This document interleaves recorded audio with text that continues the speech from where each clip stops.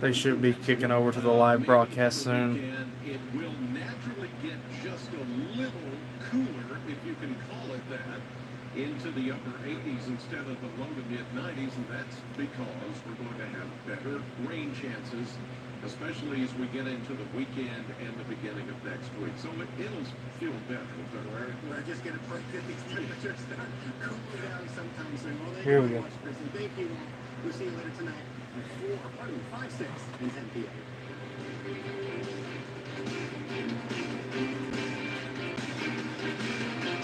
Now this is a spicy look. The Cordell from Valley City. Comfort, style, and made right here in the USA. You don't say. I do say. It's handcrafted, which means it's strong on the inside. And a little ooh-la-la on the outside. I'll take it.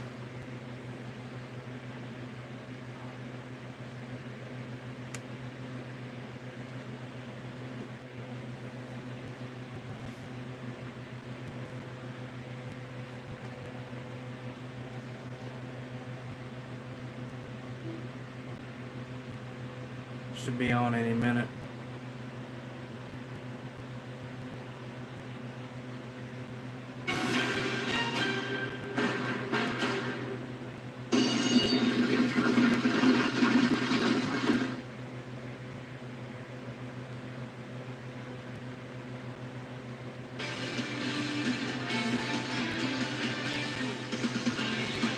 Good evening, good people. Welcome into News 40 at 5. I'm Maurice Furlow, and alongside me is meteorologist Scott Burchett. And Scott, once again, the sun has been beating us more than Kentucky basketball versus Louisville. At least that's a good comparison. Yeah. Yeah, it's been another sweltering day, and, you know, just in a string of hot, humid days. As a matter of fact, been talking about this heat advisory that's been in effect now for days, keeps getting extended. Mentioned this last night, mentioned this night before last, that the criteria is there, the makings are there for us to get this extended. That's exactly what happened. The National Weather Service extended the heat advisory on the eastern half of the viewing area through tomorrow evening, western half of the viewing area through Friday, and that's because we have the heat, we have the humidity that pushes those feels-like temperatures, the heat index readings to 100 and above. Well, that means that it's very dangerous for you to be outside for any extended length of time, whether you're working or playing. So that's why you want to make sure that you're drinking plenty of water, taking those breaks. Again, look at that. Everyone in the low 90s, Bowling Green 93, same for Franklin, Russellville 91. And as far as the radar is concerned, really not seeing as much activity today as what we did yesterday. So bone dry across the area. We are still holding out hope that we're going to see some rain and some slightly cooler temperatures. We'll talk about that in just a bit, Reese. All right, thank you, Scott. And we begin tonight in Bowling Green, where police are investigating a fatal shooting.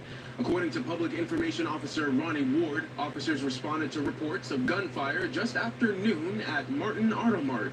When they arrived, they found one man dead. Details remain limited, and the victim's identity has not yet been released. This is what Officer Ward had to say.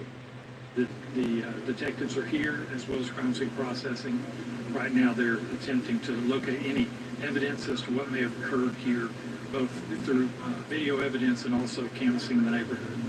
At this point in the investigation, we believe that this is an isolated incident, so we do not believe that there's any threat. Obviously, we would like some information if anyone has any knowledge about what has taken place here. This is still an ongoing investigation. If you have any information on this case, you're asked to contact BGPD. Now for this week's Wanted Wednesday, Kentucky State Police are searching for a man wanted on a warrant out of Allen County. Authorities say 28-year-old Noah Rhodes is wanted for first-degree possession of methamphetamine. KSP says his last known location was in Portland, Tennessee. Rhodes is described as 5 feet 10 inches tall, weighing 150 pounds, with brown hair and blue eyes. If you have any information on where he might be, contact KSP Post 3 at 270-782-2010. In more local news, a former Caverna High School basketball coach has been indicted and is pleading not guilty in a child abuse case. 37-year-old Terrence Miles entered a not guilty plea on June 17th following his indictment on June 3rd. Miles faces multiple charges, including second-degree assault and fourth-degree assault child abuse. The charges stem from a video that circulated on social media. According to Superintendent Amanda Abel, Miles was set to be terminated, but he resigned from his coaching position and special education position before that could happen. She added that student safety remains a top priority. Miles is scheduled to appear for a pre-trial conference on September 26th. In more local news, Ernesto Manuel Andres, who was detained by ICE earlier this month, has been released on bond.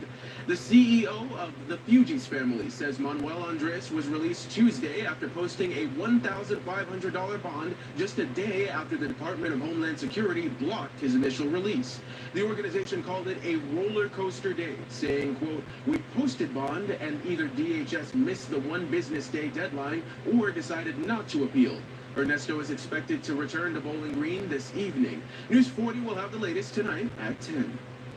In more local news, if you're looking for a unique and competitive way to give back, look no further. Paul Davis Property Restoration and the American Red Cross are teaming up with the Bowling Green Fire Department, Warren County Sheriff's Office, and Bowling Green Police for the second annual Battle of the Badges blood drive.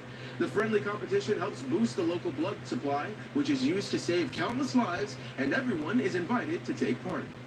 This is open to anyone. It's just another way for us to save lives. So it's just one simple way that you can make a difference within your community when that time comes.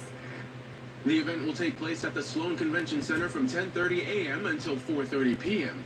You can sign up for a time slot on the American Red Cross app or website, or you can show up and donate. Now, in other local news, with temperatures rising this week, local partners are teaming up to help people escape the heat.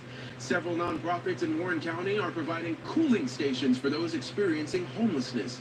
All Warren County Public Library locations have opened their doors to offer a break from the heat and are also providing access to resources and a free shuttle service. The Salvation Army of Bowling Green is offering a daytime cooling center, which includes shower and laundry services. Every fourth Wednesday, Hotel 8 provides a medical clinic for those in need. By working together, these organizations are making sure community members stay safe no matter the weather. Just together as a community, we can provide a united front, helping our friends and neighbors who are.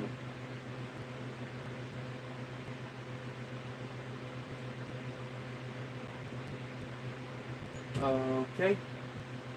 What happened? Let me see what's going on again.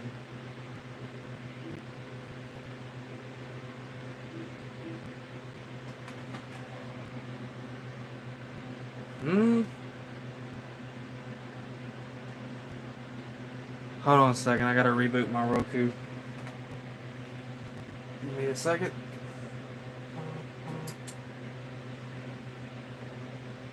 Why did that just go out? Give me a second. We'll get it back up here in just a second.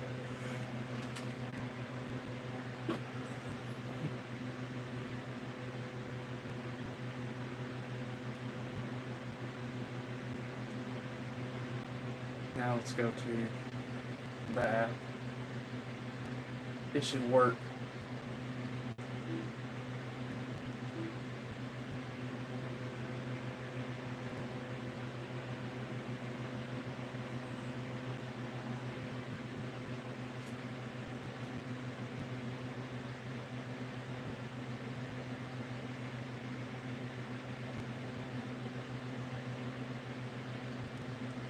Let's go back now. Please, with There it access goes. to care closer to home. It allows us to further access. And if we can create that access at the youngest age possible, that very youngest of pediatric patients, if we can be involved and have access that's convenient, we absolutely believe that increased access is going to get us better results from a healthcare perspective. This new pediatric campus in Jeffersontown will include a full-service hospital for children with complex medical needs, research facilities, and expanded specialty services. This will also serve kids and families no matter where they live in Kentucky. News 40 will keep you up to date with the latest information. Now, still to come on News 40 at 5, News 40 reporter Michael Ridgway brings us the latest details from day 2 in the trial for Brooks Houck and Joseph Lawson in connection to the death of Crystal Rogers. But first, Scott, how much longer before it gets cooler, man? You know, that is the question of the week. We do have some relief on the way. Part of that will come in the form of rain, but not so much today. Elkton, 2/10 of an inch of rain. Everyone else staying dry out there. I mentioned the radar not as active today as what we've seen in days past. As far as the almanac, you mentioned the heat reached 96 degrees today for the high, 75 for the morning low. We've been starting out above average every morning and just adding to that, trending 8 degrees above average for today's high. As far as this evening is concerned, we won't be getting any relief from the heat tonight because, look at that, we stay in the 80s until midnight down into the upper 70s for the balance of the night. We'll talk rain, we'll talk slightly cooler temperatures, though, after the break. OMG. Yep, the chart house from Value City. It's the perfect mix of classic design and everyday practicality. And it has a secret. Ooh, I love secrets. It has not one, but 2 hidden self-storing leaves. We're terrible at keeping secrets.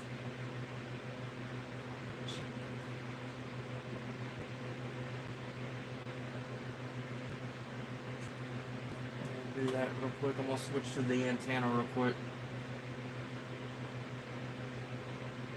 I'm gonna switch to the antenna real quick.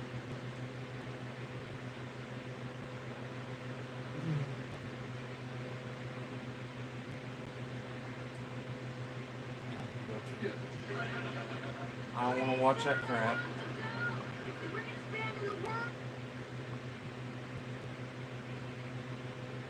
Let's take that off. Have a new addition to our family. Well, shouldn't you be sitting on it?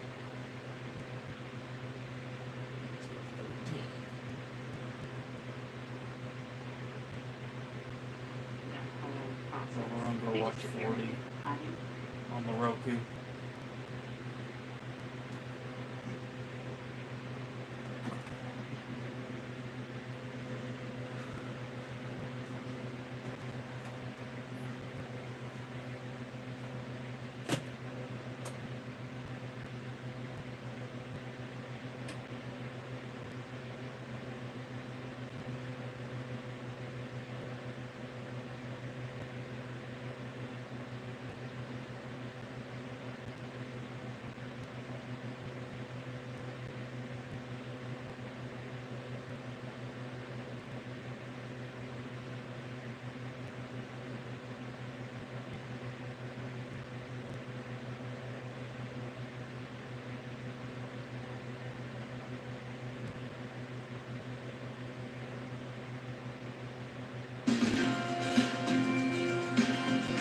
So, Scott, even with all this heat, it sounds like we're still expected to have thunderstorms? Yeah, from time to time we may see a thunderstorm pop up, and this time of year, of course, we're fair game for a thunderstorm on any given day. You just really don't expect that when we're talking about high pressure, fair weather, and so on. But let's take a look at really what happens when we have those popcorn thunderstorms, or the official name, those air mass thunderstorms, this time of year. So normally, when we're sitting under a ridge of high pressure, a nice dome of high pressure like we are right now, well, that sinking air around the high pressure system really keeps those clouds and storms from forming. But also, we get lots of heat, the excessive heat out there that causes the air to rise. And when you get the high humidity, it's almost like you have a mini low pressure system really that only spans just a couple of miles or a few miles in any direction. That helps those clouds and storms form. It's almost like it stretches the air in the upper atmosphere. And also, when we have a ridge of high pressure that's starting to show some age, it starts to break down a little bit. So we get little waves of low pressure from any nearby low kind of making its way towards the area. And that really enhances any storm formation that may try to happen. But again, most areas, even with this information, most areas stay dry this time of year. That's going to be changing, though, as we get a low pressure system closer into the area. 95 degrees in Bowling Green. This is a look at the wind gate camera at I-65, and a few of those clouds that I mentioned, but for the most part, we're seeing lots of sun out there, and that means that, well, we haven't seen as much rain on the radar. Check it out, 95 degrees right now. The winds actually for a few minutes now have been coming from the northeast. Normally, though, we would see a southerly flow, southeasterly flow, and that's basically what we'll be seeing for the most part. As far as the dew point temperatures, once again, dew points in the 70s, oppressive out there. It does not feel good if you walk out. The humidity 48%, so even though the humidity's low, don't let that fool you. We're focusing on the dew point when it comes to the comfort levels or the discomfort levels outside. Of course, that pressure has been steady. As far as those temperatures out there right now, seeing them in the low 90s, Tompkinsville 93, Glasgow, you folks are 91, Scottsville 92, and we go off to the west towards Elkton 93. So really no one showing anything below the 90s today, and that's because we haven't had those cooling showers and thunderstorms move through in a couple of communities like we've seen in days past. And those dew points, everyone in the low to mid 70s for those dew point temperatures, and that means, yeah, you are going to be sweating in no time once you walk outside, no matter where you are in south central Kentucky. As far as the radar and the clouds, we've seen a few clouds try to build in. Again, comparing to the last couple of days, though, lots more sunshine, fewer clouds. Off to the east, though, eastern Tennessee, eastern Kentucky, especially southeastern Kentucky, seeing more of the cloud cover, and really that's been where the thunderstorm activity has been, closer to, look at that, the dome of high pressure. Once you get a little further away from it, well, we're seeing clearer skies. That may not be the case, though, the next couple of afternoons. As far as the futurecast is concerned, we go out west and we see a cold front in the Rockies. That's actually the cold front that will be making its way into our area as we get closer to the weekend. So high pressure, it will start to erode a little more and start to move off and towards the east, and we'll see that cold front make its way in closer. We'll start to feel the effects of it as we go into the weekend. As far as those heat index numbers, we are still going to be looking at some excessive heat over the next several days. And as far as the active alerts, well, don't forget we still have the heat advisories in effect for at least the next couple of days. It's always severe weather season. Be sure and download that app if you haven't already. We're looking at temperatures tonight, not dropping much at all. We're looking at temperatures 75 degrees for the low tonight. In Bowling Green tomorrow, 95 once again for the high. And that 7-day forecast, maybe a break in the 90s early next week. That's looking at your 7-day forecast. Here's what's coming in tonight on News 40.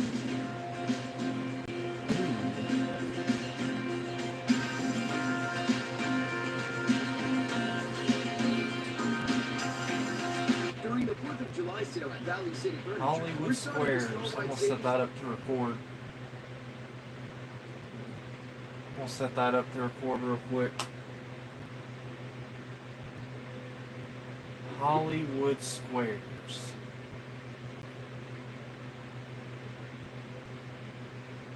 See if that's on. Hollywood Squares. Oh, I guess it's not coming in on the antenna. Okay. So, alright. We'll just put it right there then. Family, weekend party, summer vibe, so close to home. Your tickets now at B.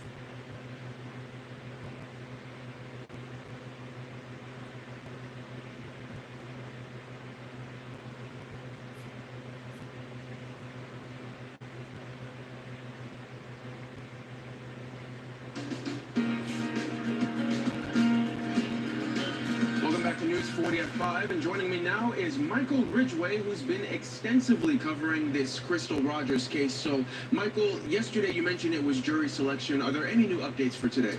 Yeah, so today was opening statements, right? And it's, normal for both the defense and prosecution to say what their claim's going to be, right? So it started off pretty intense, I would say.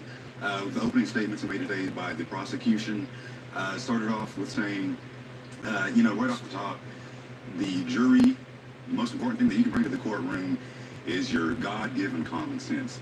Now, they're saying that, right, because there's a lot of circumstantial evidence with this case, because it's what the state is calling a no-body homicide. They're trying to paint the picture that Crystal Rogers was misled the evening she disappeared, told by her boyfriend, Brooks Helk, that they have a romantic, kid-free weekend, and she was instead brought to the family farm and never heard from again. The defense started off with agreeing that this is a very sad case, a missing mother, no one knows if she's alive or not, but maintained the idea that Helk and co-defendant Joseph Lawson are not guilty of the acts accused of.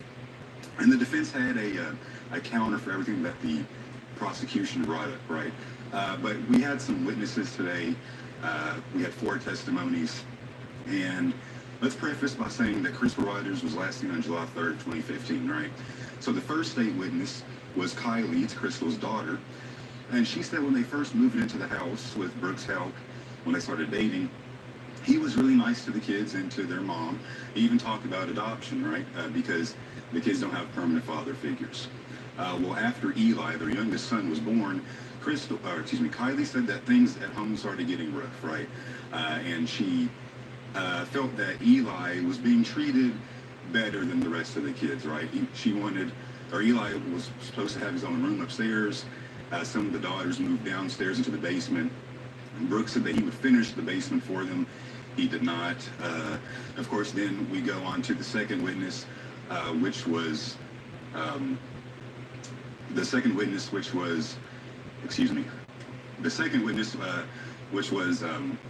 her friend and cousin, Melissa. And she had said that she had met Crystal earlier that day at Walmart and told her that they have a romantic weekend planned, that Brooks had planned a romantic weekend for them, no kids. Well, instead of going to the romantic weekend that day, it was reported after she went missing to the sheriff's office that they decided, it was Crystal's idea, to go to the family farm instead, show their son the cows and the chickens and whatnot. And then the boyfriend reports that they all went home that night on Friday evening all together. And he woke up on Saturday.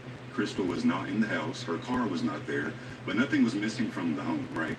So there's a lot of moving pieces to this trial, and that's why it's going to be going a good 10 days at least, because you have these co-defendants. You also have the state having a list of potentially 50 witnesses to call up to the stand to paint this case that things were not happy-go-lucky between the boyfriend and the girlfriend at the time of her disappearance and prior to. There's a lot going on, like I said, but of course we'll make sure to update everybody on News 40 here live and online. It's a very extensive trial, a lot of emotions, and it's a lot of information to take in. It's hard for everybody in the courtroom. We're all jotting down notes fervorously, right? But yes, we're all doing our best to make sure that we get as much information out to the public as we can, and we will be doing that every night as the trial proceeds here in Bozeman. Awesome. Thank you, Michael. Be sure to follow WNKY on all social media platforms for all the latest coverage on the Crystal Rogers case. Now, still to come on News 40 at 5, News 40 reporter Tommy Modesto brings us a look at how some new equipment that will help the Warren County Fire Department better protect county residents. That's next. OMG. Yep, the Charghouse from Value City is the perfect mix of classic design and everyday practicality. And it has a secret. Ooh, I love secrets. It has not one, but 2 hidden self-storing leaves. I'm terrible at keeping secrets. And they're on commercial.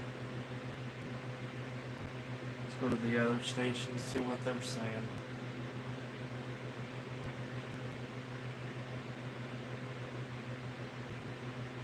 Garbage website makes Commercial. it easy. What? 100,000 blind spot accidents occur. And like magic, you'll have beautiful new flooring. Call Shop and Home Carpets today. At Great Digital Media. I don't care. With creative campaigns tailored to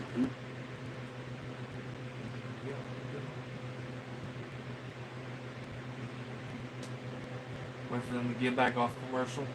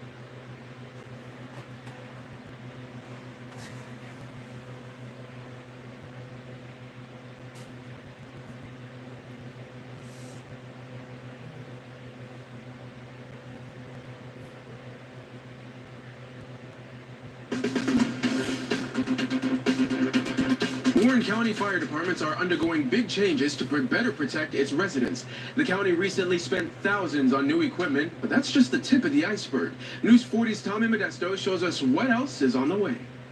Warren County's population is quickly expanding, and with it is the need for keeping the volunteer fire departments that dot the county up to date with the best equipment and training to provide fast action to emergencies across the county.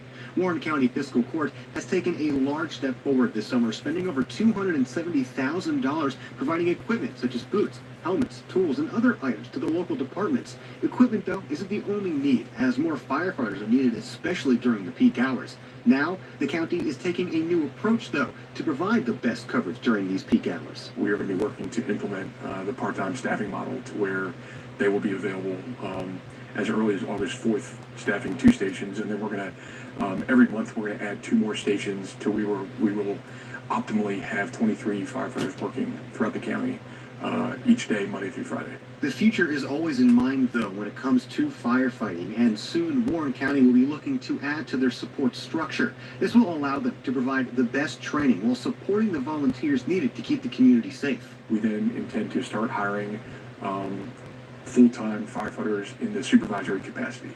So, common term would be a battalion chief or a captain. We look to hire a couple of those to help build the system out and to support the volunteer structure. So if we can take some of the training requirements and mold that in to make it more Warren County specific, while also providing the support behind the scenes, it will help the volunteer participation flourish, while also ensuring coverage during the daytime hours of decreased staffing. And while we're only in the beginning stages of this process, Rector says there is already evidence that this plan is having a positive effect on Warren County residents. The tangible results that the citizens can see already exist, and they're going to see more tangible results in the near future. They're going to see a quicker response during daytime hours with more qualified individuals, and then nights and weekends will remain 100% volunteer, and we're going to continue to support them in the same way that we have been before. So while there is an increase in the financial demand, it is reasonable to think that the citizens will see the return on that investment. In Warren County, because local matters, Tommy Modesto, WNKY News 40. Thank you, Tommy, and stick around because we'll have a final look at your weather when we come back. Wait, where's the sound coming from? Inside. Inside? Yeah, the summit from Valley City has immersive sound, so you can feel what you're watching. So instead of watching the movie, I could be in the movie? It's a sofa, not the multiverse.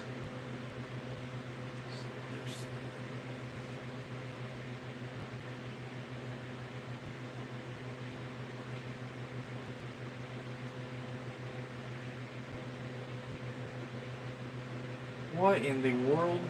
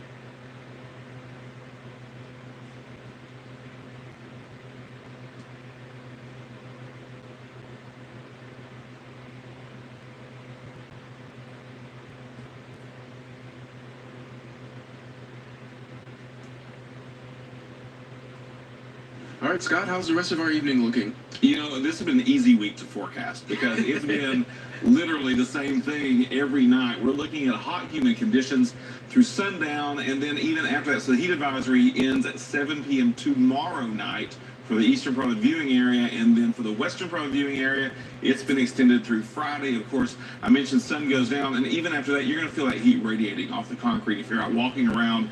This is one of those nights that having the air conditioner on is a must. You're not going to get any relief just having the windows open. And a 7-day forecast, maybe some rain by the weekend. Get your sunscreen and get ready for NBC Nightly News. Tonight, President Trump on the world stage at the NATO summit. Kelly O'Donnell presses the president on the impact U.S. strikes had on Iran's nuclear program. Plus, the new video of sparks and smoke flowing from a plane that had just...